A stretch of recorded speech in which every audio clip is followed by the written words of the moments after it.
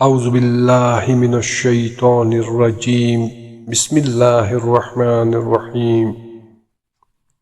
جناب امیر المؤمنین علی ابن ابی طالب علیہ السلام کا گزر ہوا شہر خاموشاں سے، اور اہلیان خاموشاں سے مخاطب ہو کر فرما رہے تھے: اے وحشتناک گھروں میں رہنے والوں، اے اجڑی ہوئی مکانوں میں رہنے والوں، اے تاریک قبروں میں رہنے والوں، اے مٹی کے گھروں میں رہنے والوں، اے پردیس میں رہنے والوں، اے پردیسیوں۔ اس کے بعد امام کائنات علیہ السلام نے فرمایا: آپ لوگ ہم سے پہلے چل دیے، ہم بھی آپ کے پیچھے آ رہے ہیں۔ آپ کی باری آ گئی اور ہماری باری آنے والی ہے۔ پھر مولا متقیان نے ان اہلیان شہر خاموشاں کو اس دنیا کی کچھ خبریں سنائیں جس دنیا کو وہ چھوڑ کر آئے تھے۔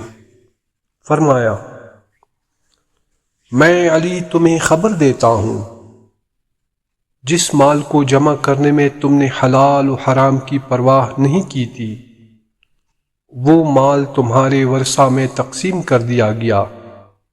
حساب تم دو گے، فائدہ کوئی اور اٹھائے گا۔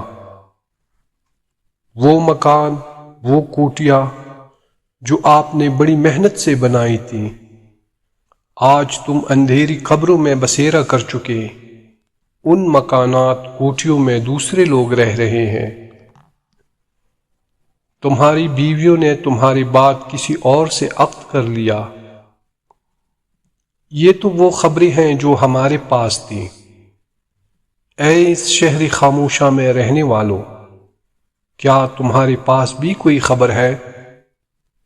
پھر امام الراقعین امیر المؤمنین علی المرتضیٰ علیہ السلام نے اپنے ساتھیوں کی طرف رخ کر کے فرمایا: اگر اس شہر خاموشاں میں رہنے والوں کو بولنے کی اجازت ملتی